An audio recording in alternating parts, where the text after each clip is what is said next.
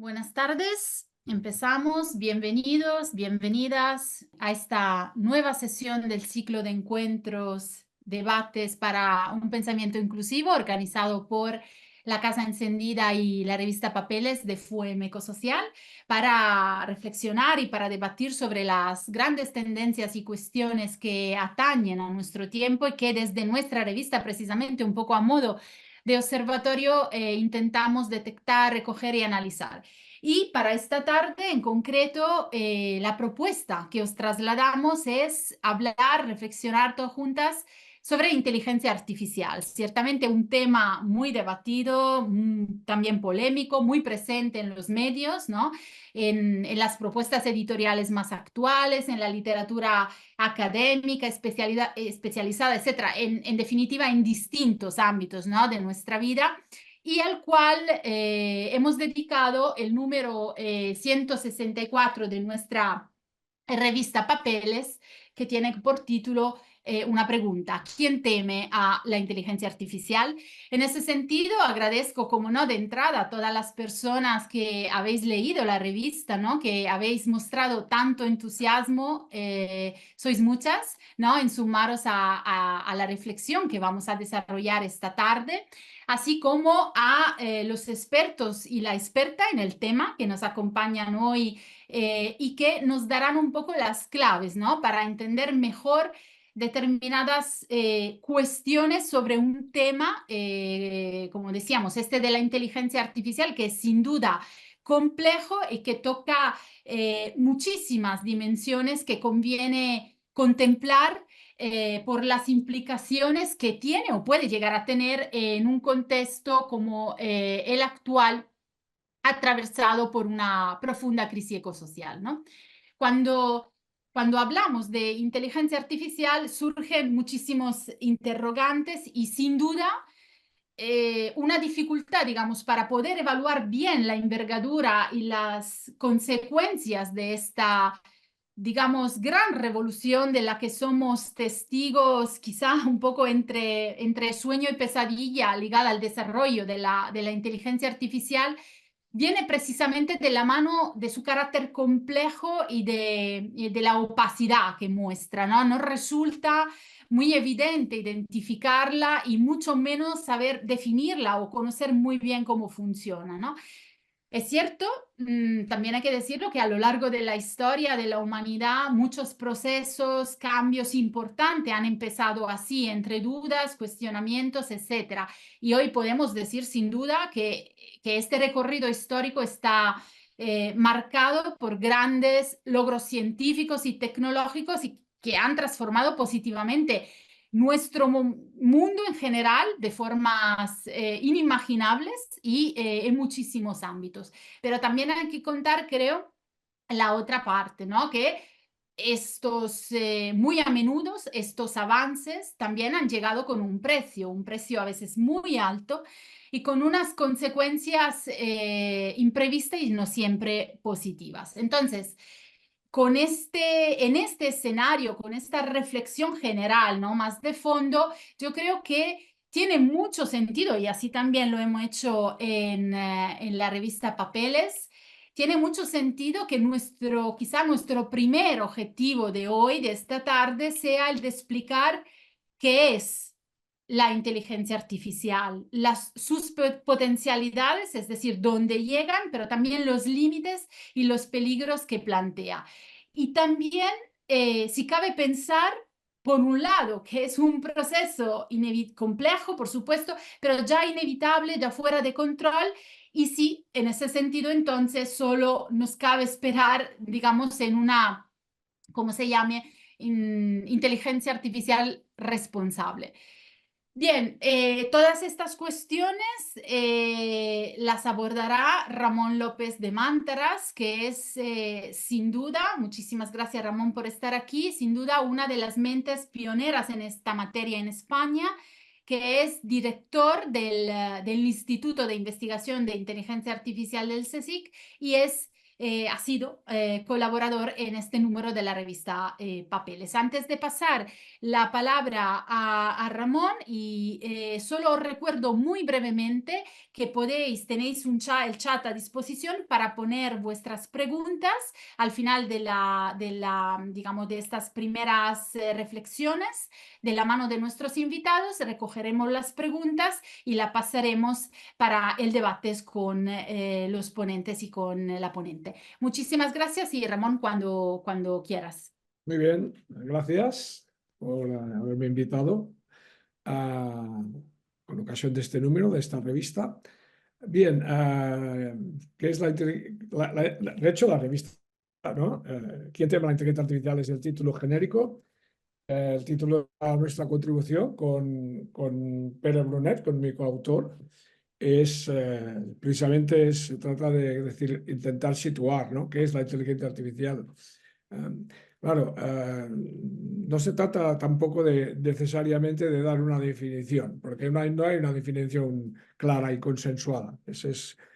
Para empezar, no tampoco tenemos muy claro, nadie tiene muy claro qué es la inteligencia.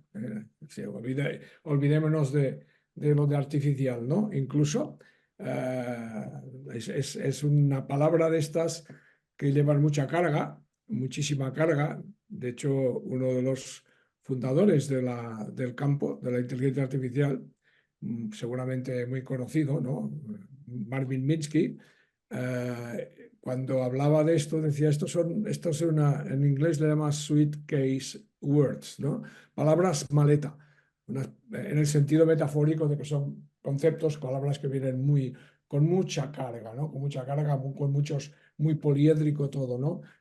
Y decía, pues inteligencia es una de estas palabras, nuestros términos, razonamiento, todo lo que estas capacidades cognitivas y muchas otras cosas tienen este tipo de carga que hace muy difícil dar una definición clara, consensuada, concisa, bueno, y no hablemos ya de una definición formal en el sentido matemático, ¿no?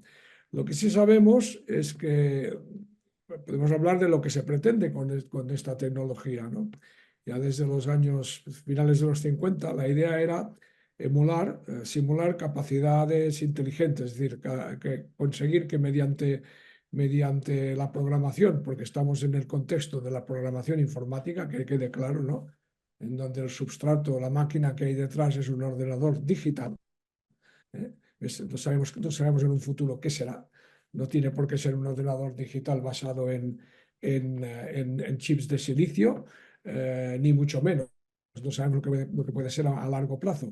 Pero por lo menos actualmente y a un plazo, digamos, a un horizonte, bueno, relativamente no muy lejano, pero incluso a bastante medio plazo, pienso que no habrá grandes cambios disruptivos enormemente a nivel de la tecnología del silicio. Hay avances, obviamente, y seguirá siendo la máquina con la cual queremos emular este comportamiento inteligente, que eso sería un poco una pseudo definición de la inteligencia artificial, emular mediante máquinas conocimiento o capacidades que requieren inteligencia, hacer cosas que requieren inteligencia para ser hechas.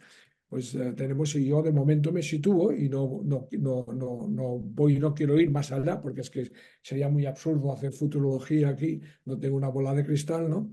Me tengo que basar en que es software que corre, sí que se ejecuta sobre un hardware que está basado en chips basados en tecnología del silicio y que trabajan y que en su nivel más interno lo que hace es manipular dos símbolos solo, los unos y los ceros famosos, ¿no?, de la lógica binaria o booleana. Y a partir de ahí vas construyendo todo un enorme edificio con muchas capas, tanto de hardware como de software, y llegas a las capas más exteriores y tenemos pues estos lenguajes muy avanzados de programación, algoritmos de aprendizaje, grandes modelos de lenguaje, la IA generativa y todo esto que está ahora, que estamos viendo continuamente, ¿no?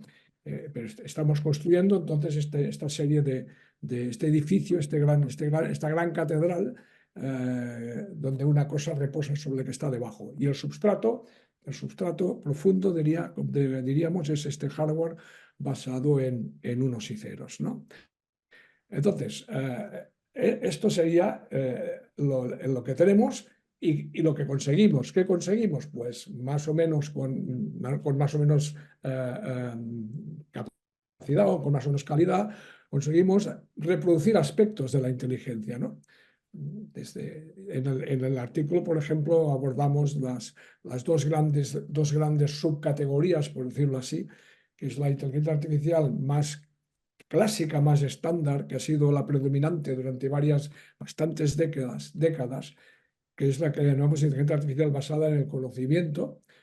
También se llama inteligencia artificial simbólica, que reposa precisamente en la lógica matemática para poder representar conocimiento humano sobre cómo llevar a cabo tareas complejas, como diagnosticar enfermedades y jugar al ajedrez, en fin, todo lo que todo el mundo sabe, ¿no?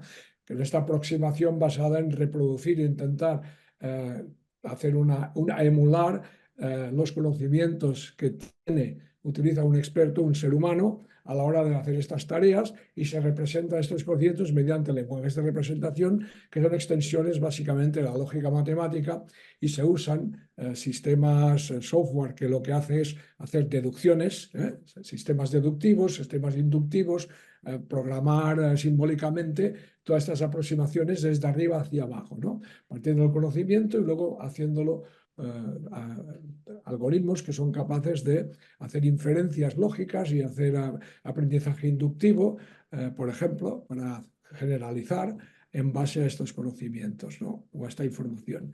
Y luego tenemos la inteligencia artificial más reciente, que está basada en la capacidad de analizar una enorme cantidad de datos, también con un hardware, quizás, digamos, podríamos decirle que es más sofisticado que la inteligencia artificial más clásica, porque estamos viendo que es hardware, para empezar, muy costoso, que consume mucha cantidad de energía, que son las GPUs, ¿no? No deja de ser lo mismo que he dicho antes, hardware basado en lógica binaria y en silicio, ¿eh? Ahí no hay ningún cambio, digamos, revolucionario en cuanto a la tecnología que hay detrás. Pero sí que son un tipo de unidades de procesamiento que hay detrás, que hay internamente, que son muy rápidas ejecutando y procesando cantidades astronómicas de datos, ¿no? Y esto es lo que estamos viendo últimamente, que esta inteligencia artificial basada en el análisis de datos masivos, ¿no? Que tienen por detrás también a nivel computacional y a nivel matemático, en lugar de sistemas deductivos basados en lógica matemática, lo que tienes son aproximaciones muy burdas de las neuronas, ¿no? De las redes neuronales. Se llaman modelos conexionistas, redes neuronales artificiales, que intentan emular la actividad eléctrica de las neuronas y se ajustan los pesos entre estas conexiones entre las neuronas, que pueden haber miles de millones de conexiones en los sistemas más recientes, más sofisticados. Incluso se habla de trillones americanos, que serían billones nuestros, de parámetros, ¿no?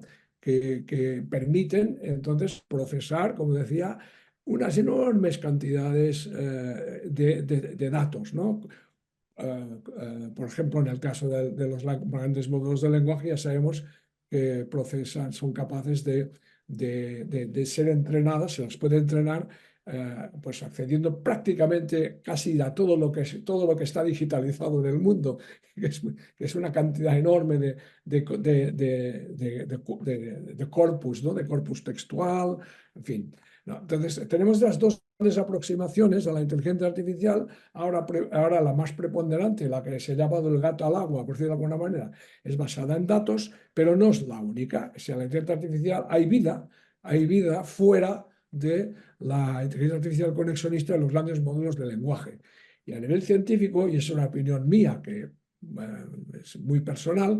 Yo pienso que a nivel científico es muchísimo más interesante trabajar a nivel de modelos de arquitecturas cognitivas, haciendo híbridos entre esta inteligencia artificial más simbólica o basada en el conocimiento con la basada en datos, porque estamos viendo que la IA generativa en estos momentos es un camino que no nos acerca hacia el gran objetivo de la inteligencia artificial, desde el que se ya enunció en los años 50, que es tener inteligencias artificiales de tipo general. Y el mismo Yann LeCun, el responsable máximo de inteligencia artificial en Meta, admitió que la inteligencia generativa no solo no nos acerca o no nos hace avanzar hacia la inteligencia artificial general, sino que es una off-ramp, lo dijo en inglés, es decir, es una rampa de salida.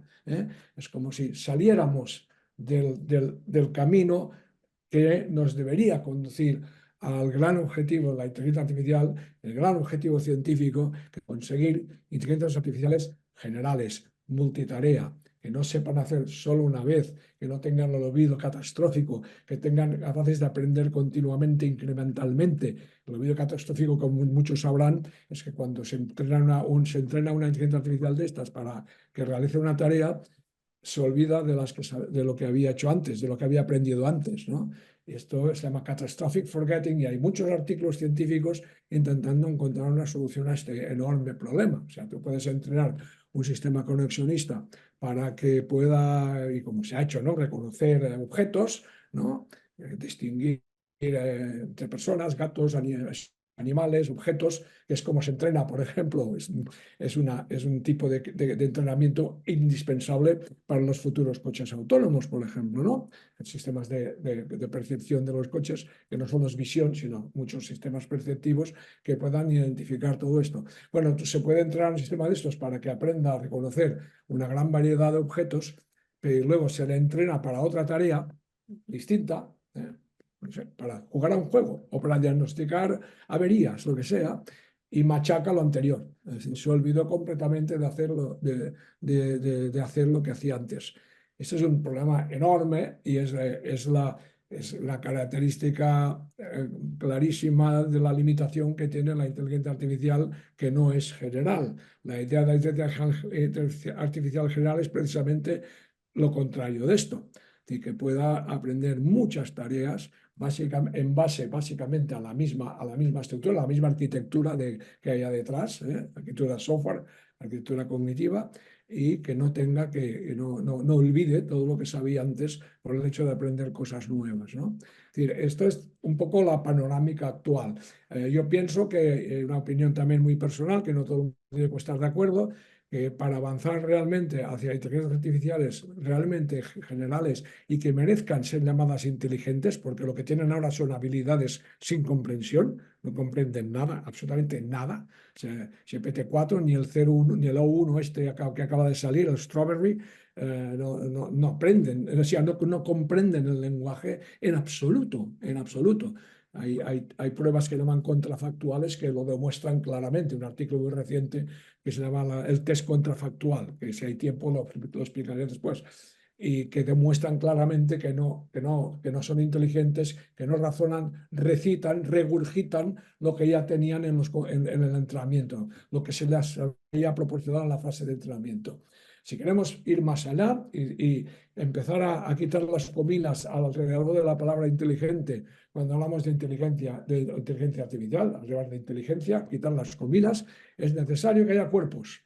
En mi opinión, la inteligencia artificial general, la futura inteligencia artificial, que hay para tiempo, o será corpórea o no será. Y cuando digo corpórea, puedo admitir un matiz, y quizás no es necesario tampoco que experimente con el mundo físico que tiene a su alrededor, pero por lo menos tiene que aprender en base a poder captar, visualizar, ver, entrar con un mundo, por lo menos un mundo virtual, simulado. Se puede quizás con un mundo, una simulación muy, muy sofisticada, que tenga incluso retorno áptico, o sea, que sea, que nos acerquemos mucho, pero obviamente no será nunca el mundo real. Es posible que haya inteligencias artificiales que empiecen a adquirir conocimientos generales de sentido común, etcétera, y empiecen a comprender el mundo que nos rodea y a partir de esto aprender, bueno, a comprender mejor el lenguaje y entender lo que ven cuando analizan una escena. No estamos ni de lejos en este punto todavía. Por lo tanto, o cuerpo o algo o un cuerpo para interactuar con el mundo físico o algún mecanismo para interactuar en un entorno simulado virtual, pero muy, muy, muy próximo de alguna manera, sin serlo del todo, al mundo físico real. Para mí la corporeidad, es algo que argumentamos en el artículo también, es absolutamente fundamental. Y eso se ha dicho por grandes filósofos, John Locke, los fenomenólogos como Merleau-Ponty, Wittgenstein, que dice los límites de mi lenguaje son los límites de mi mundo. Todos hacen referencia a que para aprender realmente y comprender de una manera profunda el significado de los textos, de las palabras, de las ideas, y no solo en el mundo físico, sino en el mundo social también, es absolutamente indispensable poder interactuar con este mundo. ¿Y cómo interactuamos con el mundo que nos rodea? Pues a través de nuestros aparatos sensor y motor, es decir, a través de nuestro cuerpo. Y esto para mí es algo que es, vaya, hay que pasar por ahí, hay que pasar. De hecho, ya las grandes tecnologías ya lo están haciendo. El sistema Plato, en honor a Platón, de DeepMind, hace esto. Pone a un robot tipo humanoide en situación de un bebé, bueno, de un niño pequeño, e interactúa con los objetos que tiene a su alrededor y aprende relaciones causa-efecto. Y aprende a entender estas propiedades muy sencillas de los objetos, ¿no? Por ejemplo, se le muestra una bola de billar que está quieta y otra bola se acerca rodando y la golpea, y la que estaba quieta como consecuencia del golpe empieza a moverse, una reacción causa-efecto. Si cuando empieza a moverse sin que nada la golpee, sin que ni una mano ni otra bola la golpee, y la bola que estaba quieta empieza a moverse por sí misma, hay un efecto, va en contra de las leyes físicas más elementales, leyes de Newton, y lo que hace tanto un niño, incluso ha hecho experimentos con perros, y se ve que la sorpresa, cómo se fijan y no entienden lo que están viendo, cómo se acelera además el ritmo cardíaco. Eso se ha hecho con animales, como perros, ¿no? En niños se sabe que también manifiestan una sorpresa a partir de una cierta edad, ¿no? Creo que son 6 meses o algo así, ya hay cosas que las empiezan a entender. Pues se está poniendo en esta misma situación que la situated cognition, y conexión situada mediante un cuerpo, a robots para que aprendan y efectivamente lleguen a intentar comprender y a manifestar, entre comillas, esto está antropomorfizando un poquito ahora, llegan a manifestar algún tipo de, podríamos llamarle sorpresa, cuando algo ocurre entre los objetos que no es lo que debería ocurrir, que viola leyes físicas fundamentales, ¿no? Estos cuerpos, esta inteligencia artificial corpórea, creo que es por donde tenemos que ir en un futuro para, si queremos, alcanzar inteligencias artificiales que merezcan ser consideradas inteligentes. Mientras tanto, yo pongo comillas alrededor de la palabra inteligencia. Bien, Ramón, muchísimas gracias. Creo que efectivamente era necesario y nos lo has demostrado esta primera aproximación, esta aclaración de qué hablamos, en qué términos es correcto plantearnos el debate cuando nos referimos a la inteligencia artificial que podemos esperar o cuál es la situación real actualmente. Entonces, seguiría un poco seguramente luego has sacado muchísimas cuestiones, estoy segura que luego volveremos a plantear algunas, pero digamos que para seguir un poco con el debate y para seguir profundizando en algunas de las otras implicaciones, ¿no? del desarrollo de la inteligencia artificial, Lo que me gustaría preguntar a la otra experta, ¿no? Que tenemos el placer de tener con nosotras esta tarde. Es, por un lado, también me interesaría preguntarte algo que pregunté también anteriormente, un poco para recabar también tu posición al respecto, también porque en el artículo reflexionas en parte sobre esto. Sabemos que, o sea, podemos concebir las tecnologías de inteligencia artificial efectivamente como este fenómeno complejo, controvertido, etcétera. Eh, pero tú piensas, opinas que ese desarrollo es ya algo que podríamos definir como imparable, ya de alguna manera fuera de control. Y también, también en el marco, digamos, de la crisis ecosocial que estamos viviendo, ¿qué dimensiones desde tu perspectiva, desde del ámbito ético, moral y político, también es importante tener fuertemente en cuenta desde una perspectiva crítica para poder sopesar correctamente, ¿no? Todas esas implicaciones ligadas no solo al diseño, sino también a la adopción y al uso de estas tecnologías? La experta que nos va a responder y a comentar un poco sus opiniones, ¿no? Con respecto a estas cuestiones es Lucía Ortiz de Zárate, que es investigadora en ética y gobernanza de la inteligencia artificial en el Departamento de Filosofía de la Universidad Autónoma de Madrid, es investigadora asociada al Círculo de Bellas Artes de Madrid, es colaboradora también en el número de la revista Papeles. Gracias, Lucía, por estar aquí cuando quieres. Bueno, muchísimas gracias, Mónica, a la FUEM, a la Casa Encendida, por invitarnos, por invitarme y bueno, que me hace mucha ilusión participar en esta mesa con Ramón y José. Bueno, yo empiezo respondiendo a tu primera pregunta, ¿no? Sobre la supuesta inevitabilidad o no de la llegada de las tecnologías de inteligencia artificial. Yo en este sentido tengo una visión. Yo trabajo, como has dicho, la filosofía de la tecnología, entonces tengo una visión un poco bastante concreta, diría, que no sé si será compartida por todos, pero bueno. Yo creo que la tecnología, incluidas las tecnologías de inteligencia artificial, pero ninguna tecnología es inevitable. Lo que creo es que nos hacen pensar que la llegada, y además concretamente las tecnologías de inteligencia artificial, son inevitables. Pienso que esto se debe principalmente a un fenómeno que Landon Winner, que era un destacadísimo filósofo de la tecnología, ¿no? Norteamericano, llamaba el sonambulismo tecnológico. Yo creo que nosotros, y cuando él le hablaba de sonambulismo, creo que describía bien el fenómeno que vivimos en Occidente, pero que yo creo que ya está extendido a buenas partes del mundo, ¿no? El sonambulismo tecnológico sería un estado por el cual nosotros vivimos em, literalmente sonámbulos, ¿no? Vivimos de buena gana, sin prestar atención, sin problematizar sobre las condiciones, sobre las tecnologías que están transformando radicalmente nuestras condiciones de vida, ¿vale? Es decir, no prestamos atención a la tecnología que está transformando y lleva transformando durante décadas, si no siglos, nuestras vidas. Y no lo hacemos porque tendemos a pensar dos cosas, ¿no? Primero, que la tecnología es sinónimo prácticamente asegurado de progreso. Y segundo, que la tecnología es neutral, ¿no?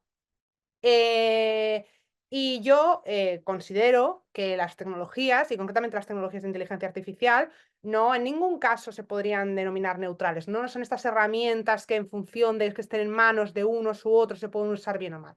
Yo creo que las tecnologías de inteligencia artificial son eminentemente políticas, que responden no solo su diseño, desarrollo y adopción y luego posterior uso a un entramado sociocultural muy concreto, a un paradigma económico también muy concreto, sino que o sea, pues sí, esto considero que, o sea, que responden a eso, a un contexto sociopolítico muy concreto y que en ese sentido son eminentemente políticas. Y en ese sentido, porque son eminentemente políticas, nosotros siempre tenemos en nuestra mano, porque están condicionadas ideológicamente y políticamente, tenemos en nuestra mano cambiarlas, ¿no? Decidir si queremos seguir adelante o no, si las queremos transformar o no, ¿no? Sin embargo, esto no tendemos a pensarlo. Insisto, ¿por qué no tendemos a pensarlo? ¿Por qué vivimos en este estado de sonambulismo, ¿no? ¿Por qué no atendemos asumimos a estos fenómenos, a estos artefactos que están cambiando radicalmente nuestras vidas? Pues porque, como decía, creo que en general en Occidente hemos llegado a asumir que la tecnología es sinónimo de progreso y las tecnologías de inteligencia artificial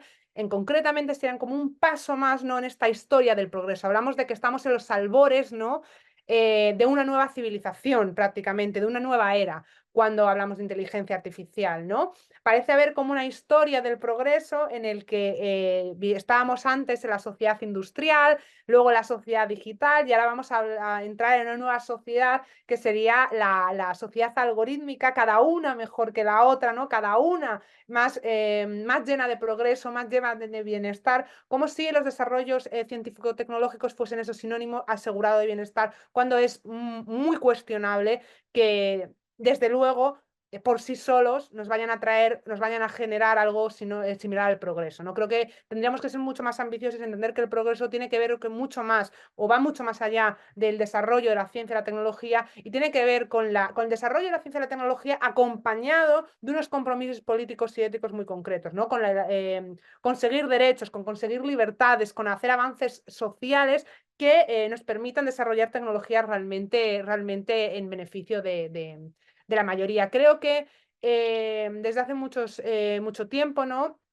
desde los inicios concretamente de la sociedad digital, se hicieron unos esfuerzos muy grandes desde distintos sectores, ¿no?, económicos, políticos, también de la academia, por naturalizar y de alguna forma hacer común este discurso de que la llegada de la tecnología era inevitable, ¿no?, que era un proceso prácticamente como que estar cada vez más digitalizados, cada vez más tecnologizados, es un proceso natural, ¿no? Como digo, es sinónimo de progreso, nosotros vamos hacia adelante, pues lo normal sería ir tecnologizándose, adaptándose, adoptando cada vez más tecnologías, ¿no? Y a mí me gusta mucho citar a Negroponte, que él fue el lector del MIT Media Lab, ¿no?, durante mucho tiempo, y él decía cosas, tiene un libro muy famoso que se llama Being Digital, ¿no?, Ser Digitales, en el que a finales del siglo pasado él decía: estar digitalizados nos da muchos motivos para ser optimistas, ¿no? Como una fuerza natural, la era digital no puede ser negada ni detenida. Y también comparaba la digitalización, ¿no?, con una naturaleza genética. Yo creo que se han hecho muchos esfuerzos en este sentido, ¿no? Nosotros tenemos estos prejuicios positivos hacia la tecnología, no la abordamos de manera realmente crítica, no sopesamos realmente sus beneficios y sus posibles daños, y tendemos a naturalizarlo, como si fuese algo inevitable, ¿no? Esta naturalización, es decir, es una fuerza de la naturaleza, es como no podemos hacer nada contra ello, ¿no? La historia de la humanidad, la historia del progreso nos dice que vamos hacia adelante y que seguir hacia adelante es sí o sí a través de la tecnología. Yo creo que eso no es así, yo creo que tendríamos que tomar conciencia de que las tecnologías, y concretamente las tecnologías modernas y concretamente las de inteligencia artificial, son políticas. Esto no es algo negativo, siempre han sido las tecnologías modernas políticas. Se trata de hacer una crítica certera, evaluarlas en su conjunto y decidir, quizás entre todos, qué valores deberían orientar el desarrollo de esas tecnologías, para qué deberíamos utilizarlas. No se trata de politizar nada, sino de tomar conciencia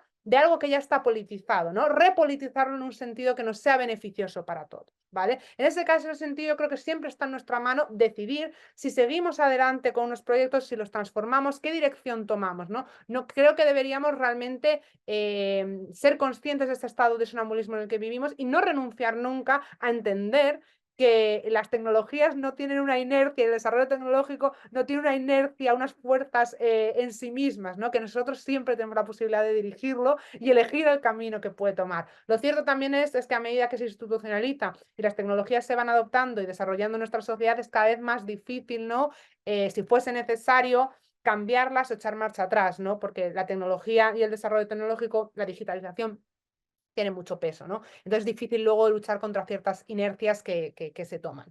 Respecto al contexto ético, creo que la llegada, no de la inteligencia artificial, insisto, yo creo que ya las tecnologías industriales en su momento, y desde luego ya cada vez más las tecnologías contemporáneas, ¿no?, sin duda la inteligencia artificial, nos obligan a repensar también cuáles son los problemas éticos de nuestro tiempo. Porque si hay algo que ponen de relieve las tecnologías de inteligencia artificial, pero insisto, otras tecnologías previas también, es que las consecuencias de nuestras acciones son cada vez mayores, ¿vale? Nosotros tradicionalmente la ética había sido una ética local, por decirlo de alguna forma.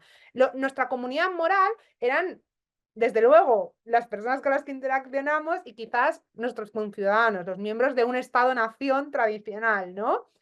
El desarrollo de ciertas tecnologías antiguas no tenía un impacto, aunque han sido irrelevantes, no tenían un impacto trascendental. Las tecnologías de inteligencia artificial, por ser el tema que nos reúne hoy aquí, tiene un efecto que sobrepasa las dimensiones de la moral tradicional. Quiero decir, tenemos... la ética tiene que ser capaz de ampliar las fronteras no solo de su comunidad moral, sino de sus preocupaciones, porque las transformaciones que está produciendo la inteligencia artificial van más allá de los límites tradicionales. ¿Qué quiero decir? Que la adopción de tecnologías de inteligencia artificial, el impacto de la tecnología artificial a día de hoy, por ejemplo, en España o en Europa, tiene impactos, y supongo que eso hablará José luego, ¿no? Tiene un impacto ecosocial muy concreto. La inteligencia artificial es un entramado sociotécnico, es una industria, es una infraestructura que se expande por todo el mundo. Para funcionar necesita de un soporte material que va desde la mina que está en Chile, donde está el litio, pasando a China, ¿no? Donde se fabrican baterías, el hardware, etcétera, etcétera, los centros de datos que están en Europa, que dan soporte a la tecnología, y acaban los desechos electrónicos en Ghana o en Pakistán. Quiero decir, el impacto de nuestro desarrollo tecnológico, del uso sistemático de ciertas tecnologías, expande, va más allá de nuestras fronteras. Y en ese sentido, creo que los dilemas éticos que se abren, más allá de los que hablamos tradicionalmente, ¿no? Pues transparencia, en el caso de inteligencia artificial, transparencia, explicabilidad, rendición de cuentas, sesgos raciales, sesgos de género. Todos esos problemas que son fundamentales, privacidad, cuestiones de la libertad, autonomía humana, etcétera, etcétera, que son los que me interesan porque yo, y esto lo dirá mucho mejor Ramón, creo que la inteligencia artificial general nos queda lejos, entonces a mí, desde el punto de vista ético, no me preocupa la llegada de una superinteligencia que nos destruya a todos. Personalmente a mí me preocupan los problemas de ahora, que estamos viendo ahora. Yo creo que de la ética necesitamos actualmente una ética de la responsabilidad y de la previsión. Tenemos que empezar a mirar a la inteligencia artificial como lo que es, y en vez de tener yo creo que luchar contra este sesgo programado en positivo que tenemos hacia la tecnología y empezar a pensar cuáles van a ser sus posibles efectos para poder preverlos, ¿no? De alguna cierta forma, y entender que ya no podemos, nuestra comunidad moral ya no puede ser, en nuestro caso, los españoles o los europeos. Tenemos que hablar en términos de justicia global. Nos tienen que importar cómo van a afectar nuestras acciones en la implementación de ciertas políticas tecnológicas y ciertas tecnologías para la ciudadanía global, ¿no? Los seres humanos en su conjunto. Porque, insisto, en la medida que la inteligencia artificial es una infraestructura y una industria global que necesita, para existir, de esas estructuras económicas, sociales, globales, tenemos que ser responsables a nivel global, ¿no? Que eso era una rama de la ética que no se activó hasta hace relativamente poco, ¿no? Eso, pues pensar primero en la justicia global, no en la justicia local, en la justicia global. Segundo, tenemos que empezar a pensar en las generaciones futuras, ¿no? Los impactos de la tecnología ahora son tan grandes que van a transformar radicalmente nuestro entorno y concretamente la naturaleza. Tenemos que empezar a pensar el impacto ecológico de forma seria que tiene la tecnología y qué futuro vamos a dejarle a nuestros hijos, a las generaciones venideras, ¿no? Tenemos que tomarnos este reto en serio, porque ahora no estamos hablando de fabricar un cuchillo, estamos hablando de implementar tecnologías que van a tener consecuencias no solo en el presente, sino que van a transformar nuestras condiciones de vida. Y tenemos que pensar qué futuro le vamos a dejar a esas personas. Y esos miembros, las generaciones futuras, no eran miembros tradicionales de nuestra comunidad moral, ¿no? Y este es el segundo sentido en el que se amplía. No solo pasamos de un núcleo de proximidad a un núcleo global, sino que pasamos de los seres humanos vivos ahora a los seres humanos, las generaciones futuras, lo cual es un reto ético importante, porque es fácil desarrollar empatía entre gente que se conoce o entre gente con la que compartes, ya no voy a decir una comunidad política, ¿no? En este caso españoles, europeos, ¿no? Es difícil desarrollar empatía por gente que uno no conoce, que está muy lejos, cuya existencia no se pueden imaginar, y por gente que no ha nacido, ¿no? Requiere un ejercicio. Yo creo que las nuevas tecnologías, bueno, no tecnologías, las tecnologías disruptivas en este caso, requieren un ejercicio de imaginación moral importante por nuestra parte, ¿vale? Y luego, por último, creo que un reto importante que también ponen de relieve, muy ligado a esto, es poner también la justicia interespecífica en el centro, ¿no? Sabemos que las tecnologías de inteligencia artificial tienen un impacto ecológico muy importante, sabemos que están transformando zonas diversas, ¿no? Insisto, los asentamientos mineros, los desechos electrónicos, el comercio, bueno, los barcos mercantes que transportan mercancías. Es decir, tiene un impacto ecológico importante que de alguna forma deteriora, ¿no?, nuestros ecosistemas y, por supuesto, la vida de los animales, que hasta hace poco tampoco eran miembros de nuestra comunidad moral. Y desde luego es difícil argumentar que sean agentes morales, es decir, que ellos de por sí llevan a cabo, sean responsables de acciones morales, pero sí que tenemos razones buenas para pensar que son pacientes morales y eso es suficiente para que sean miembros de nuestra comunidad. De nuestra comunidad moral y por tanto de alguna forma nosotros nos sintamos responsables, ¿no?, cuando pensamos en nuestras acciones. Entonces yo creo que en estos sentidos la inteligencia artificial concretamente, ¿no?, pero las tecnologías modernas en general, de alguna forma nos obligan nos han obligado a repensar la ética tradicional, a ampliar las fronteras de nuestra comunidad, a repensar en nuevos problemas y a ser mucho más exigentes con nuestras decisiones, a tomarnos mucho más en serio los efectos que tiene de una ciencia y una tecnología, una tecnociencia, como yo creo que es la inteligencia artificial, que, insisto, está transformando radicalmente nuestras vidas y no creo que sea inevitable, no creo que tenga por qué, no creo que tengamos que necesariamente hacer que sea inevitable, pero lo que creo que sí que tenemos que hacer es tomárnoslo en serio y decidir entre todos qué valores queremos que la orienten, ¿no? Porque creo que hasta ahora, y todavía a día de hoy, está orientada o depende para su funcionamiento de un entramado que es radicalmente injusto, ¿no? Y eso lo vemos a la medida que la implementación de esas tecnologías cada vez abre más las brechas entre el norte y el sur global, agudiza la crisis ecosocial, ¿no?, y está plagada de muchos sesgos. Y yo hasta aquí. Muchísimas gracias, Lucía. No me detengo, has comentado muchos aspectos y creo que ya has citado cosas que nos has adelantado, cosas que seguramente en las cuales José profundizará. Entonces, para cerrar la reflexión, este bloque, ¿no? Con la reflexión, digamos, otro ámbito, otra dimensión que nos parecía de interés.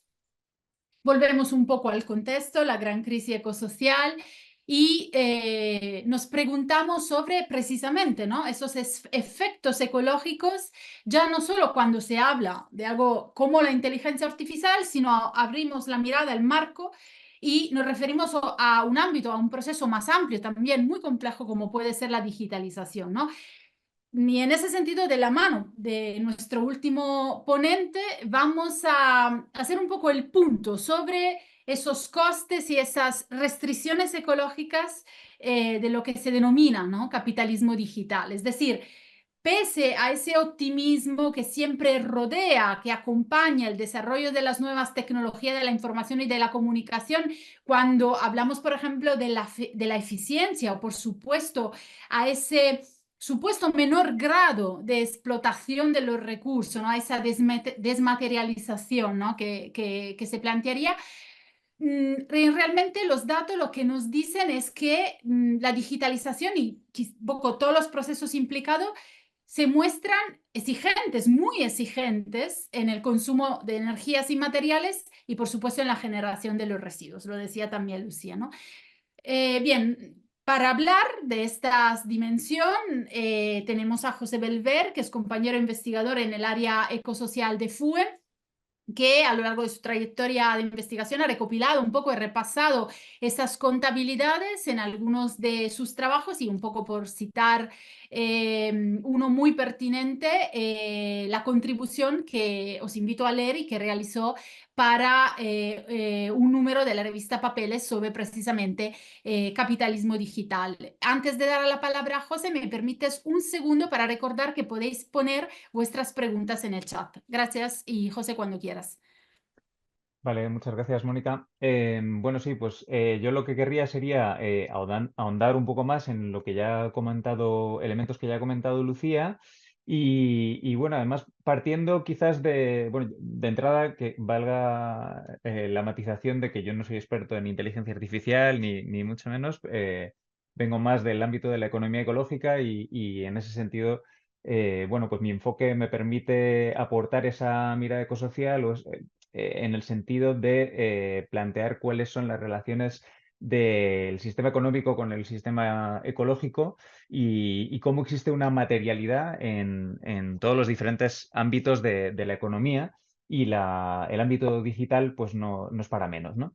Y en este sentido, pues tal como había planteado Lucía, pese a que generalmente se nos ha planteado el ámbito o hemos visualizado el ámbito digital y el ámbito de las revoluciones científico-técnicas últimas como elementos inmateriales, la materialidad es más bien lo que abunda en diferentes sentidos y no por nada hay un paralelismo o una coincidencia entre la aceleración de las nuevas tecnologías y la aceleración del deterioro ecológico a nivel global en diferentes ámbitos, ¿no?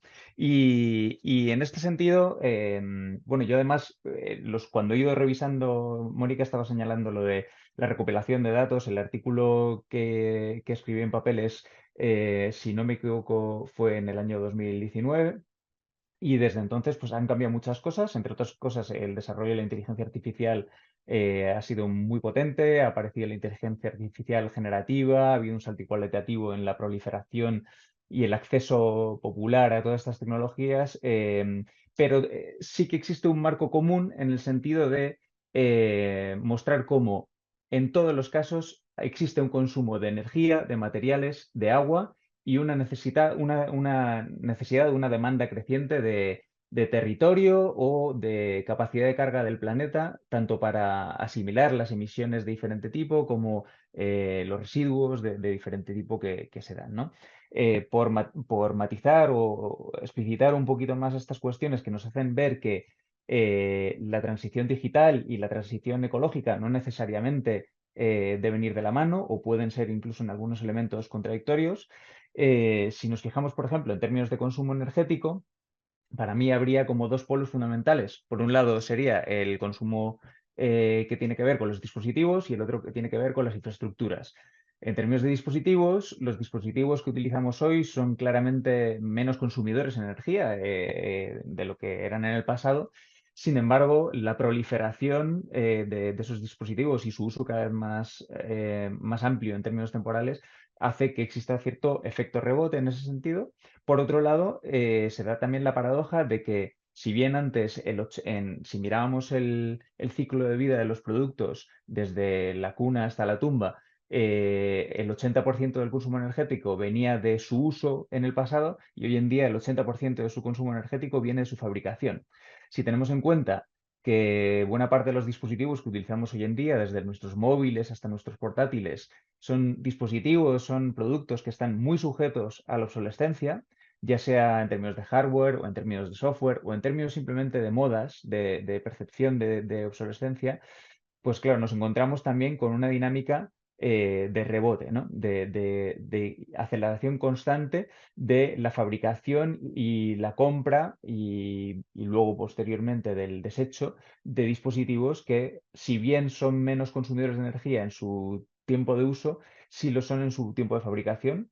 Y luego, por otro lado, hay un traspaso en todo lo que tiene que ver con el procesamiento y el almacenamiento en lo que tiene que ver con el mundo digital de los dispositivos individuales de usuario a los centros de datos, ¿no? Y ahí está la otra dimensión fundamental de la materialidad de la nube, que son los centros de datos, que evidentemente a medida que el tráfico de datos globales se ha ido multiplicando, creo que si no me equivoco, por 5 desde 2015, según los datos de la Agencia Internacional de la Energía, pues claro, han ido proliferando los centros de datos por el mundo, la mayor parte de los cuales está situado en Estados Unidos, pero no solamente.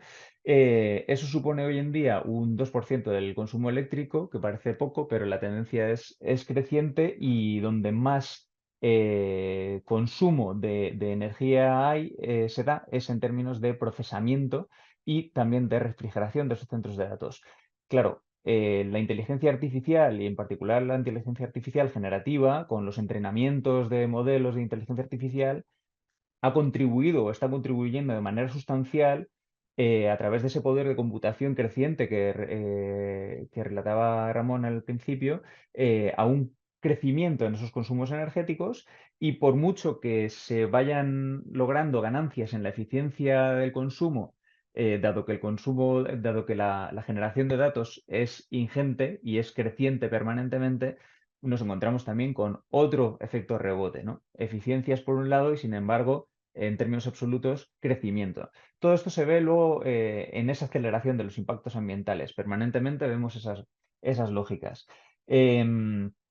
Y en términos de refrigeración, por supuesto, evidentemente está el consumo de agua cada vez más creciente, y que alerta cuando se habla de la posible instalación de centros de datos en espacios como espacios de la España vaciada, etcétera, pues van surgiendo posibles conflictos sociales ligados a esta instalación de centros de datos, porque pueden entrar en competición con otros consumos que a lo mejor van a satisfacer las necesidades locales de ese consumo de agua, ¿no? Sobre esto, bueno, Manuel Pascual en el periódico El País ha ido recopilando muchos datos de estos consumos de agua, energía, que es bastante interesante, y sobre todo cómo ha habido un salto cualitativo en el último año a raíz de la proliferación o de la popularización de esta inteligencia artificial generativa, ¿no? Claro, la otra cara de la moneda, por la parte de los residuos, tiene que ver con las emisiones de gases de efecto invernadero, que existe cierto intervalo en cuanto a los datos, las cifras exactas de a qué equivale a nivel mundial. Hay quienes lo sitúan en el 1,5% de las emisiones mundiales hasta el 4% de las emisiones mundiales. Pero bueno, más o menos podríamos situarlo en torno al 2, 3, en cualquier caso, por compararlo, un sector que es especialmente intensivo en en la generación de gases de efecto invernadero sería el de la aviación, y genera un 2,5% de las emisiones globales, ¿no? Para que podamos compararlo. Recientemente salía en la revista Nature un artículo interesante que comparaba los consumos del uso diario de tecnologías digitales con lo que sería el presupuesto per cápita de carbono para no superar ese 1,5 grados de calentamiento global que recomendaban la comunidad científica, y señalaban que el consumo promedio mundial de ámbito digital supone el 40% de ese presupuesto de carbono per cápita, ¿no? A todo esto le sumamos también lo otro que señalaba Lucía, que tiene que ver con los materiales, evidentemente materiales como el litio, cobalto, los del grupo platino, materiales que no son renovables, que no son infinitos, pero quizás la principal limitación que existe hoy en día es una limitación de carácter geopolítico, puesto que no son materiales que están distribuidos de manera homogénea en el planeta, sino que dan lugar a conflictos a escala global por la pugna por esos recursos, ¿no? Y paradójicamente, muchos de esos lugares donde existe la procedencia de la extracción de esos recursos es a donde van a parar luego los residuos electrónicos, como si de un efecto boomerang se tratara, de los dispositivos digitales que permanentemente, bueno, se van vertiendo a medida que pasan a ser obsoletos. Y eso también da lugar a una especie de despilfarro, un gran despilfarro que también señalan ya los documentos de la Unión Europea sobre los minerales se consideran críticos por su fuerte dependencia exterior, en el sentido de que prácticamente entre un 1 o 2%, en muchos de los casos de esos minerales críticos, solamente un 1 o un 2% son reciclados hoy en día. Por lo tanto, a medida en que se vierten y se exportan a otros países, pues no se están aprovechando esos recursos, se está generando una extracción creciente, y por otro lado, eso tiene un impacto también en el medio ambiente y en la vida de las personas allá donde se vierten esos residuos electrónicos, en la medida en que generalmente no suelen ser lugares donde los estándares ambientales son muy altos o donde las capacidades de reciclaje son muy avanzadas, sino más bien al contrario. Lo que sucede es una quema para poder sacar lo mínimo que se pueda, y dando lugar a problemas ambientales y en la salud de las personas en países fundamentalmente empobrecidos.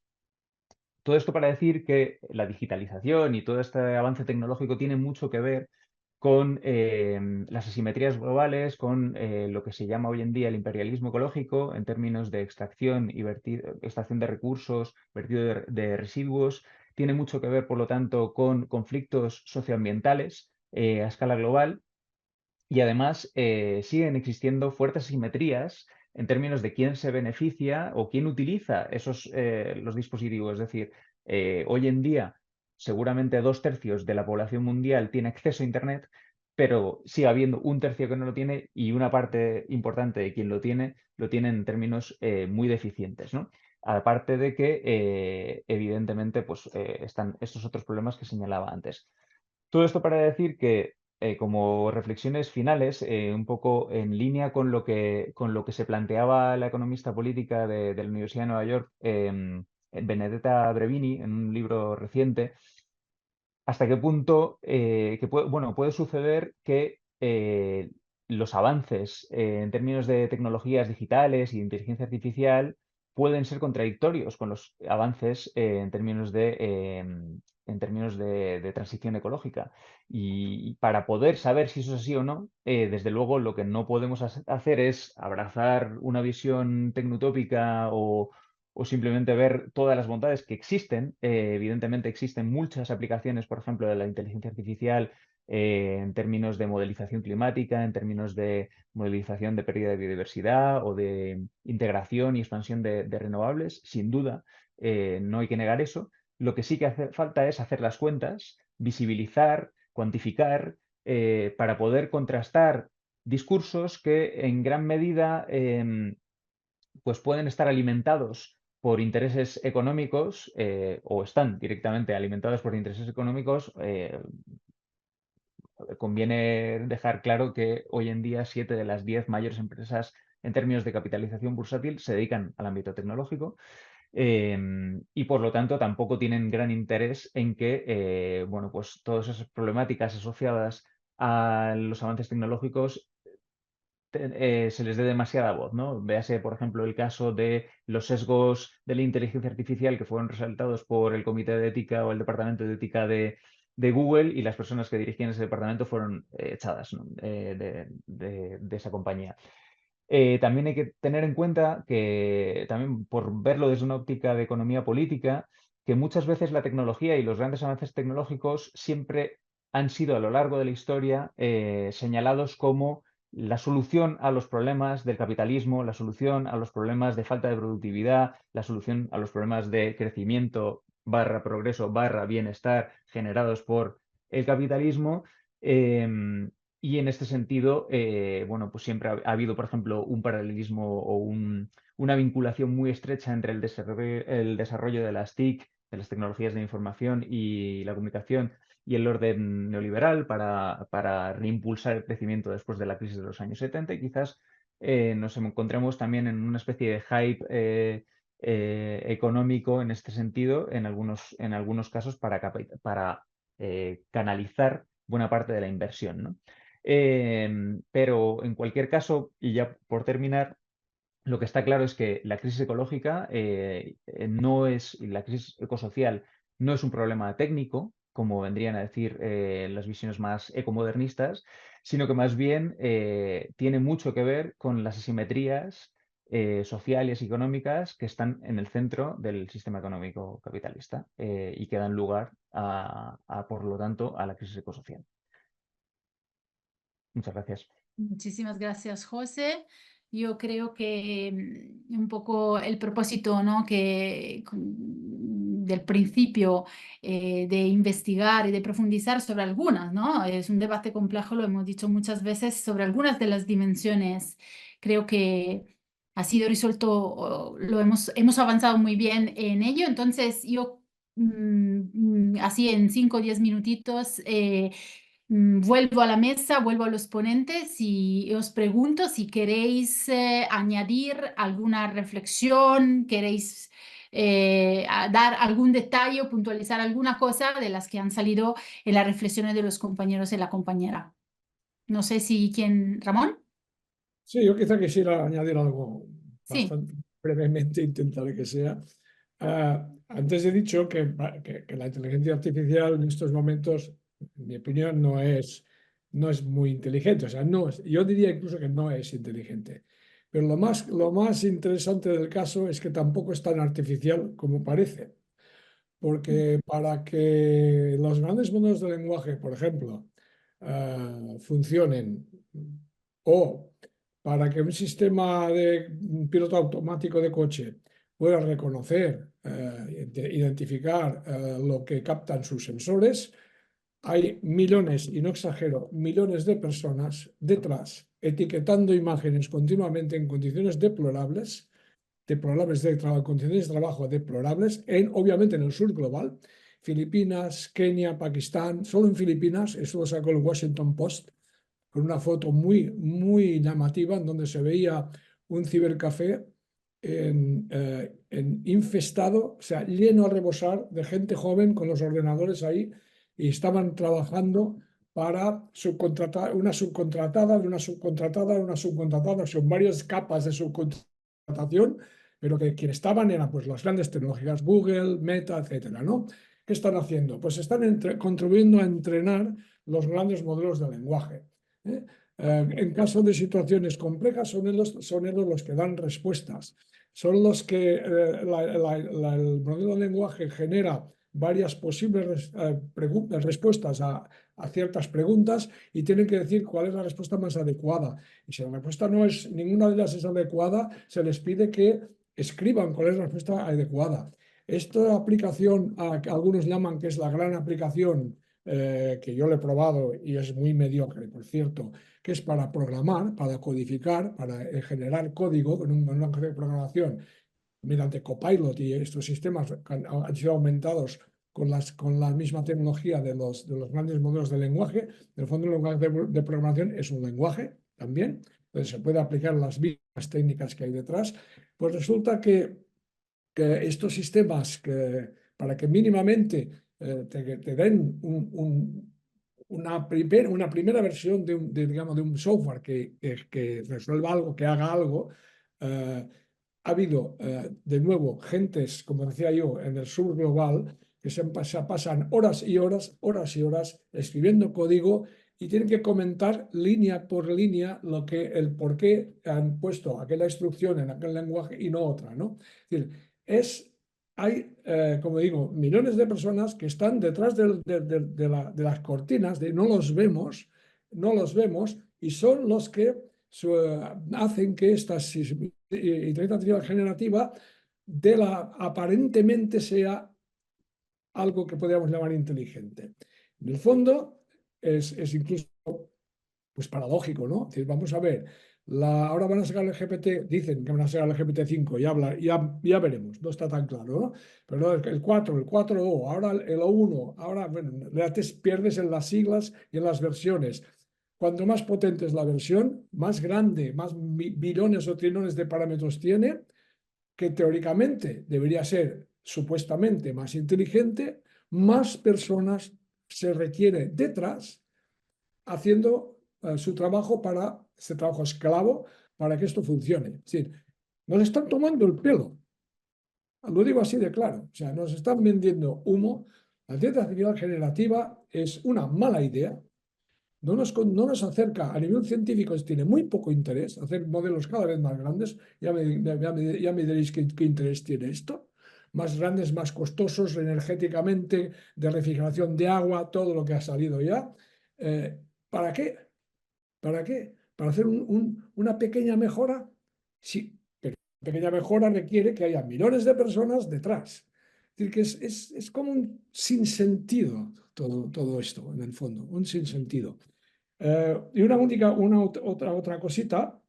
En estos momentos hay del orden de 800 millones de personas en el mundo sin acceso a la electricidad. Antes Lucía decía muy acertadamente de lo que es la tecnología, asociar tecnología con progreso. Yo siempre he pensado que si la tecnología no sirve, no es útil, es para todo el mundo, o sea, para una enorme cantidad de gente, no es progreso. Una tecnología que solamente beneficie a 4, incluso en detrimento de la inmensa mayoría, esta tecnología no no es progreso, no tiene nada que ver con el progreso. Vale, muchas gracias Ramón, Lucía, José, si brevemente queréis apuntar algo, si no pasamos a las preguntas, aunque os veo muy tímidos, de momento ha llegado solamente una. ¿Queréis apuntar algo, José? No, yo le quería preguntar a Lucía porque, si mal no recuerdo, en el artículo que escribía ella en el Papeles, señalaba, ahondaba un poquillo también en algunos de los sesgos que dan lugar en la inteligencia artificial hoy en día, sesgos de género, raciales y más que nada porque, por el interés de que puedas comentar algo al respecto. Sí, bueno, claro, bueno, de eso estoy segura que Ramón puede hablar muchísimo mejor él o sea, pero sí, bueno, y nada, yo decir que es que no tengo nada que comentar respecto a lo que han dicho José y Ramón, porque me parece todo, vamos, o sea, o sea, que estoy súper de acuerdo y vamos, una maravilla escucharles. Respecto a los sesgos, sí, bueno, los sesgos claro, yo he dedicado bastante tiempo a estudiar los sesgos de género concretamente, ¿no? Que bueno, hasta donde yo normalmente lo que suelo, insisto, y que Ramón corrija lo que sea, suelo problematizarlo en el sentido que yo creo que la inteligencia artificial para funcionar en a grandísimos rasgos necesita de tres elementos, que sería ese hardware, el soporte físico de la tecnología, ¿no? De la inteligencia de esto, y luego los datos y los algoritmos. Normalmente aunque sesgos se pueden hablar de muchísimo tipo y sobre todo desde la filosofía, pero los sesgos más frecuentes se producen cuando hay una sobrerepresentación de unos colectivos frente a otros y los datos que se utilizan para nutrir los sistemas de inteligencia artificial. Yo siempre pongo el ejemplo de que los datos serían como un poco la experiencia, en una analogía con el ser humano, una experiencia, ¿no? Y los algoritmos serían como realmente nuestras capacidades de aprendizaje. Entonces, si yo, por ejemplo, soy súper lista, ¿no? O tengo unas capacidades extraordinarias, pero estoy todo el día en mi casa, nunca voy a potenciarlas al máximo. Si tengo mucha experiencia, pero no tengo unas buenas capacidades, tampoco, ¿no? Es la combinación un poco de ambos factores lo que me permite, ¿no? De una grandísima disponibilidad de datos y una grandísima capacidad para procesarlos que me permite tener estas oportunidades. Y al mismo tiempo, normalmente, pues si yo fuese, perdona, porque se me ha ido un poco. Si yo fuese pintora, ¿no? Por ejemplo, y tuviese mucha interacción con los colores, probablemente ellos tendrían mucha capacidad para discernir muy bien entre tonalidades distintas del amarillo, ¿no?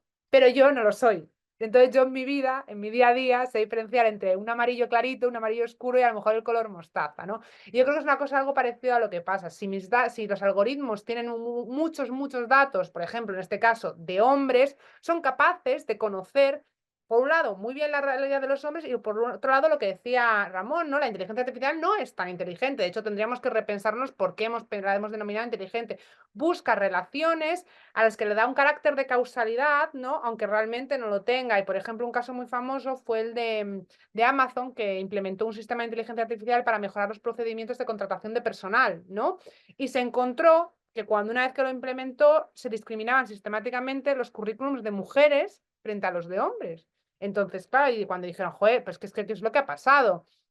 Se dieron cuenta claro, para que se puedan dar cuenta tienen que cumplirse muchos requisitos, porque tienes que asegurarte que el algoritmo, ¿no? Y los datos son accesibles, son transparentes, etcétera, que no son cosas que siempre, aunque supuestamente nuestra legislación va a obligar a que esté así. La cuestión es que se fueron a los datos y se dieron cuenta de que los datos con los que se habían entrenado ese sistema de inteligencia artificial se correspondían con los procesos de contratación de personal de los últimos 10 años. ¿Qué pasa? Que en esos procesos de contratación de personal, la mayor parte de las personas que se habían presentado eran hombres y además eran ellos los que habían conseguido ese puesto, porque también sabemos que las empresas tecnológicas están muy masculinizadas. Entonces esos sistemas de inteligencia artificial, esos algoritmos, se ponen ahí a hacer sus cálculos probabilísticos, ¿no? En muchos casos, y dicen, bueno, pues sí, se han presentado más hombres y encima son ellos los que han conseguido el puesto, debe ser que hay una correlación, ¿no?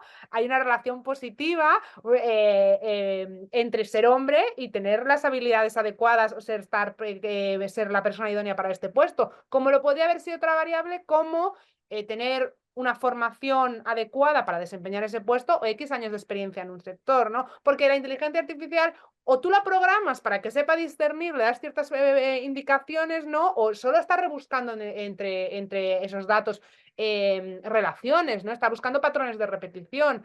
En ese sentido, muchas veces se producen sesgos, en este caso sesgos de género. Pero no quería dejar pasar que aunque eso también se intenta combatir a través de auditorías, ¿no? Auditorías de datos, de alguna forma que asegurar que las bases de datos con las que se entrenan los sistemas de inteligencia artificial sean representativas, esté representada la diversidad, etcétera, etcétera, ¿no? Lo cual el hecho, y aquí sí que no voy a andar, de que haya un sesgo y que normalmente se usen más datos de hombres que de mujeres o que de otro cualquier colectivo, tiene que ver, ¿no? También con con las estructuras que nutren a la ciencia y a la tecnología, que han tendido a ser principalmente androcéntricas.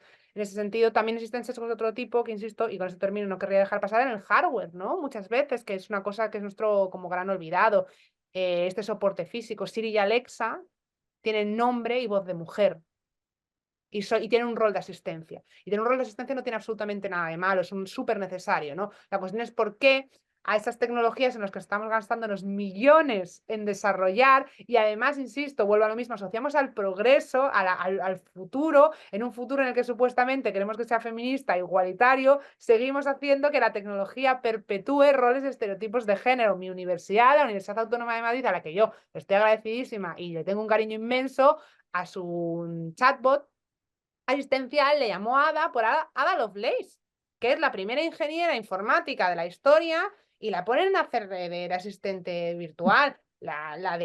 Y es casi siempre así, ¿no? El asistente virtual de la Universidad de Zaragoza se llama Pilar, que bueno, a lo mejor es que no podía ser de otra forma, no lo sé. El de la Complutense es Aitana, ¿no? Están esos estereotipos, ¿no? Ese reforzamiento siempre a través de la voz. En el año 2018 hicieron un estudio y el 5% de las interacciones que se hacían con Alexa eran de carácter sexual.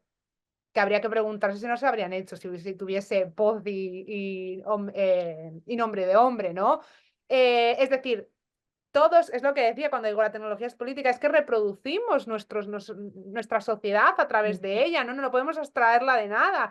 Y reconocerlo no es buscar hacer político algo que no lo era, es poner solo lo de relieve y decir, bueno, vamos a esto que efectivamente podemos utilizarlo. Yo estudié física como carrera, o sea, yo creo plenamente en el poder que tiene la ciencia y la tecnología para transformar nuestras sociedades a mejores, ¿no? Pero creo que para hacerlo realmente tenemos que hacerlo desde una visión crítica, tomar conciencia de cuáles son las problemáticas de fondo y tener la capacidad de transformarlas, porque si seguimos teniendo este prejuicio positivo, no vamos a llegar a ningún lado. Y el tema de los sesgos de género y sesgos raciales, ¿no? Yo creo que también era famoso, y ahora sí que sí termino, el algoritmo de Twitter, ¿no? Que calificaba los rostros de personas negras como gorilas o primates. Claro. Lucía, te interrumpo, discúlpame para no quitar mucho tiempo, una reflexión súper interesante, pero no quisiera quitar, como están llegando varias preguntas, no quisiera quitar la posibilidad a la gente de tener ese feedback con vosotros, ¿no? Voy a intentar leer, si os parece, dos o tres, bueno, tres, y vamos a hacer una primera rapidísima ronda de respuestas. Entonces, la primera es... a ver si la hace Augusto Ibáñez, nos pregunta cómo estamos formando, creo que está un poco dirigida a Lucía y a la reflexión, pero bueno, de la que nos hablaba, cómo estamos formando la futura ciudadanía global que hoy está en las aulas. Hay muchos early adopters que antes la irrupción de la inteligencia artificial se preguntan cómo usarla y no para qué usarla, ni las implicaciones, ¿no? Y como resultado puede ser una normalización acrítica. Entonces él se pregunta cómo impulsar ese pensamiento crítico tan necesario del que tú hablabas, Lucía. Sigo con Alejandro López. Alejandro dice que cómo se han organizado a nivel interno las universidades para enfrentar este tema. ¿Ha sido administrativo, académico o ambos? No, quizás no sé muy bien a qué se refiere esto. Alejandro, si puedes precisar, si no paso a la otra. No se está hablando de la posibilidad de creación de una superinteligencia artificial. En el libro Superinteligencia de Nick Bostrom se hace un análisis detallado de los tremendos peligros de dicha posibilidad, Por otra parte, sí que algo creo que Ramón ha mencionado, por otra parte, en su libro sobre o sea, la manera en que se usa la inteligencia artificial para ganar de forma marrullera las sucesivas elecciones, entre otras disquisiciones. Entonces, bueno, pregunta Ah, sobre la posibilidad de la creación y los problemas que plantea la creación de una superinteligencia artificial. Os rogaría de ser mucho más precisos y sí. concisos en las preguntas, ¿no? A mí me Eh, gustaría tomar esta última, la superinteligencia, ¿eh? A ver, la superinteligencia artificial es que llaman en inglés un red herring, es decir, una cortina de humo para que nos distraernos y no hablemos de los peligros reales que ya los tenemos encima de la mesa. Y han salido antes, tanto Lucía como José, ¿no? Temas de privacidad, de sesgos, del control extremo de media docena de grandes empresas tecnológicas que tienen demasiado poder, en fin, la manipulación, las falsedades, la capacidad precisamente de polarizar la sociedad, en fin, los peligros que corre la democracia. Últimamente este año tenemos elecciones en 90 países, 2.000 millones de personas votando y ya estamos viendo en algunos lugares lo que está ocurriendo con la inteligencia artificial usada para generar imágenes y vídeos fake, ¿no?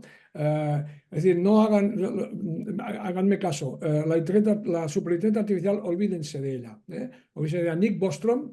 Nick Bostrom no sabe de lo que habla. Nick Bostrom sabrá de sus cosas, pero la inteligencia artificial no sabe absolutamente nada. No ha programado 5 líneas de código de software en su vida.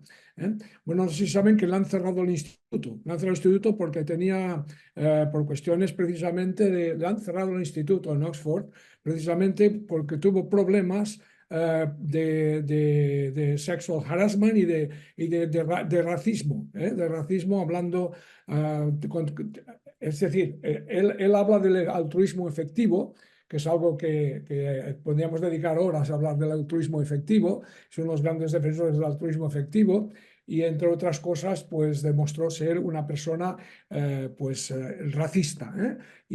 Por eso le han cerrado el instituto, por un tema que tuvo, por un problema que tuvo grave. Es decir, no es una persona que no tiene, es el antimodelo de persona, en mi opinión.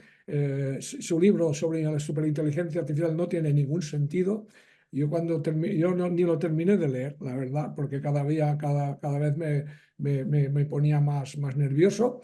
Es decir, fuera, olvídense, por favor, olvídense de estas supuestas superinteligencias artificiales, ¿verdad? Vale, gracias Ramón. Solamente antes que a lo mejor Lucía responda a la otra pregunta, antes ha escrito Alejandro para precisarnos un poco qué quería decir con su pregunta y lo que se refiere a cómo se han organizado a nivel interno en las universidades para enfrentar este tema. Él dice, vosotros sobre todo que estáis en un contexto académico, ¿cuáles son las medidas, ¿no? Si académica o administrativa o cuáles? Para intentar digamos, dirigir o monitorear este uso, ¿no? de la inteligencia artificial en ámbito académico, del chat, etcétera, etcétera, ¿no? Los problemas ¿no? de que se usan para los artículos académicos, ¿no? Intuyo, Alejandro, que sea esta. ¿Queremos responder ya? Lucía, Yo si quieres. solo puedo responder brevísimamente a la que ha dicho Augusto y bueno, a la de Alejandro. Bueno, Sí. ¿cómo estamos formando a la generación futura? Pensamiento crítico creo que no lo estamos haciendo. Creo que, o sea, yo creo que en general estamos planteando una visión excesivamente optimista de lo que es, de los beneficios de la digitalización. Yo creo que estos discursos sobre que la solución al cambio climático, la crisis social es tecnológica, plagan todos prácticamente el sistema educativo. Creo que cuando se habla se habla de formarnos en habilidades digitales, ¿no? Pero no se habla o de a lo mejor prevernos y tener en cuenta algunos problemas éticos, pero no se habla de un pensamiento realmente, no se fomenta creo que un pensamiento realmente crítico en general. En la universidad, por ejemplo, tenemos cada vez, está intentando, ¿no? Yo doy clase en un grado en ciencias, que es un grado bastante pionero en el sentido que no es un grado en física, un grado en química, es un grado en ciencias entre la Pompeu Fabra, la Autónoma de Madrid y la Carlos III, que estudian distintas disciplinas científicas y, por ejemplo, yo les imparto una asignatura que se llama Ciencia y Sociedad en el siglo XXI. Entonces, estamos intentando que en ese tipo de grados, que los grados de personas científicos y tecnológicos, cada vez haya un poco más de cabida para estas asignaturas, ¿no? Que pueden ayudar a que las personas que van a desarrollar esas tecnologías a plantearse estas cuestiones, ¿no? Pero no solo depende de ellos, porque tampoco los ingenieros o los científicos tienen por qué saber de todo, ¿no? Yo creo que requeriría de un cambio estructural en el que a los humanistas y a los científicos sociales se nos diese un peso también que creo que merecemos, pero que, insisto, por todas estas cosas prejuicios que tenemos, no entendemos, en algo que decir respecto al desarrollo científico-tecnológico, ¿no? Porque es una cuestión de todos, es una cuestión social. En la universidad lo de ChatGPT yo creo que es un tema que nos tiene superados. Yo creo que no sabemos, vamos, al menos mi sensación es que no sabemos cómo abordarlo. Yo espero que mis alumnos no copien con ChatGPT, pero como tampoco tengo un sistema que me diga que si lo han utilizado o no, yo creo que en ese sentido vamos a ciegas. Vamos a ciegas hasta que en el centro de Ramón hagan un sistema que nos diga si algo se ha creado con ChatGPT o no, No sé personalmente. si Ramón y José queréis añadir algo al respecto, si no, seguimos con las preguntas. Ramón. Antes de que intervenga Ramón, por dejarle también de intervención final, por el interés, simplemente no, matizar la coincidencia de planteamiento con lo que señala Lucía de la falta de pensamiento crítico y señalar una cosa en el libro de, no sé qué opinará Ramón sobre este otro personaje, Mustafa Suleiman, que es uno de los creadores de DeepMind, el libro que se llama La ola que viene. Habla de la existencia de algunos problemas de la aversión al pesimismo, ¿no? Y digamos que será la otra cara de la moneda de ese tecnoutopismo que de alguna manera deja muy poco espacio para la crítica y en ese sentido hace súper necesarios debates como este o espacios donde se pongan sobre la mesa planteamientos críticos frente al pensamiento dominante súper optimista, ¿no? Sobre absolutamente todo lo que tiene que ver con la tecnología. Ramón, ¿quieres añadir algo? No, bueno, no, quería añadir algo precisamente de lo que he dicho antes. Mira, hay un artículo reciente un momento, que lo encuentro, sobre el problema con el futuro, el Instituto del Futuro de la Humanidad de Oxford. Él también, Nick Bostrom, ha dimitido de profesor porque, bueno, racismo, acoso sexual y fraude financiero. Aquí tengo en el móvil la noticia del The Guardian, que no es prensa marina precisamente, el Guardian es de mucho prestigio, que lo explica muy bien lo que ha ocurrido con este señor y el largoplacismo y el altruismo efectivo, en fin, terrible la situación, ¿no? En cuanto a... Es que es tan conveniente para ciertas personas y sobre todo ahora estoy pensando en la media docena de personas que están decidiendo todo por dónde va la inteligencia artificial de las big techs, ¿no? Las grandes empresas tecnológicas. Tenían o tienen todavía, no sé si lo tienen todavía, a Nick Bostrom como el gran gurú.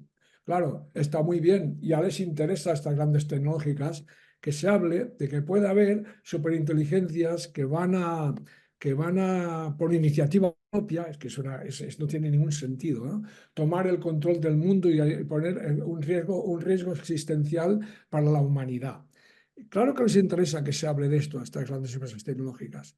Así no se habla del otro, de lo que realmente es problemático, de lo que realmente el motivo por el cual echaron a Timnit Gebru, que era la responsable de ética en Google, por haber alertado sobre las consecuencias negativas que podía tener los productos que estaba desarrollando Google, ¿no? Entonces, claro, es obvio, te das cuenta enseguida cómo se juntan el hambre con las ganas de comer y aparece el señor Nick Bostrom con un superventas vendiendo humo y resulta que esto les viene de perlas a estos líderes de grandes empresas tecnológicas para que no se hable de los problemas de sus productos actuales, los que ya estamos usando diariamente. Redes sociales, estamos viendo los enormes perjuicios que están provocando las redes sociales y el tema de generar falsedades. De nuevo, me repito lo de antes, ¿no? Generar vídeos e imágenes falsas. Ya todos conocemos casos también en nuestro país, ¿no? De lo que ha estado ocurriendo, ¿no? Es decir, que no quiero terminar con un comentario tan negativo tampoco. Yo llevo 40 y tantos años desde el 75, que empecé mi tesis en inteligencia artificial en Francia. Son ya muchos años, casi 50. He visto de todo, he visto primaveras, he visto veranos de la inteligencia artificial, he visto inviernos de la inteligencia artificial.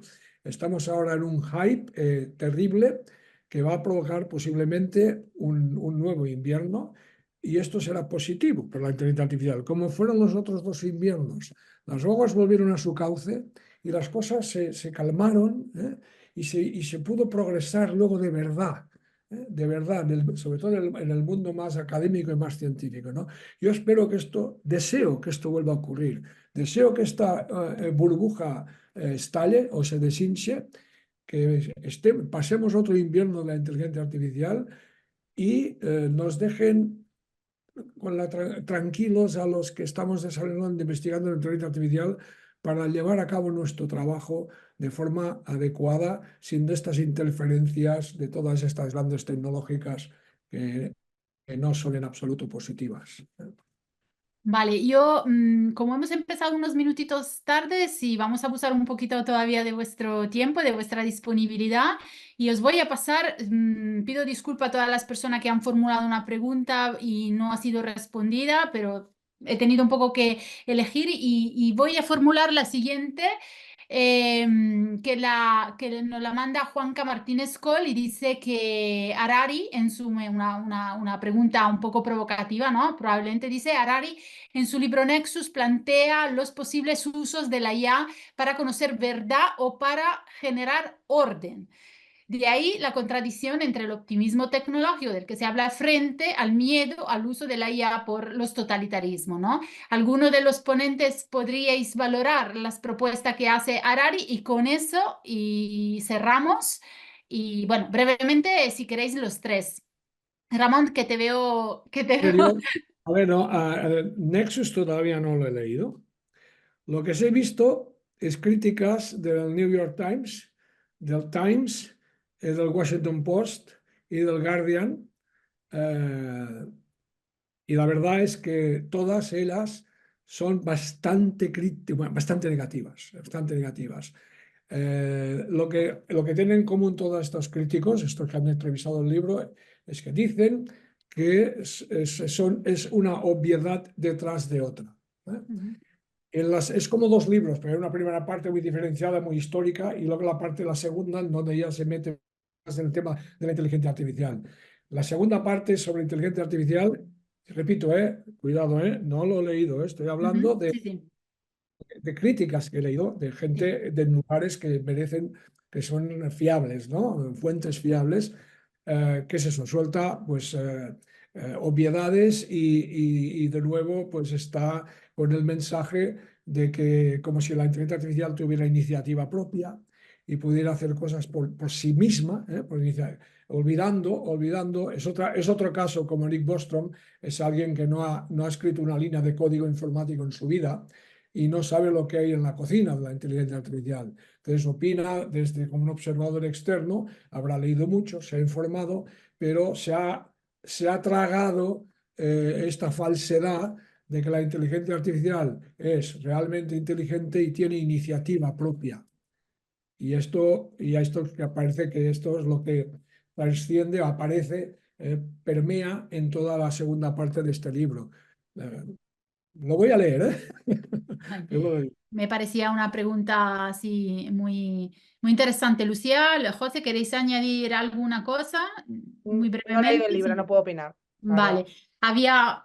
Idem. José, Sí, idem. Ah, Ok, yo creo, hay en chat, lo podéis ver también vosotras, hay otras preguntas también una interesante sobre el sesgo, etcétera, etcétera, cómo controlarlo, si se puede controlar de alguna manera.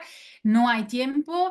Dejaría aquí el debate de esta tarde, ha sido sin duda muy enriquecedor, ha abierto muchísimas reflexiones, nos ha dejado muchísimas reflexiones y aspectos interesantes para volver a pensar. Gracias a los ponentes y a la ponente y a todas vosotros y vosotras por asistir. Una nueva sesión de los debates para un pensamiento inclusivo tendrá lugar el próximo 3 de diciembre. En esa ocasión hablaremos de justicia ecológica. Y solo decir que en el chat también han ido apareciendo los links para consultar el contenido de los varios números de la revista Papeles y es también el número dedicado, como no, a la inteligencia artificial y también que podéis volver a mirar este debate y los anteriores que hemos tenido a lo largo de nuestro ciclo de pensamiento inclusivo en el canal de YouTube de La Casa Encendida y en la página web de FUEM. Sin más, muchísimas gracias a todas y todos y buenas noches.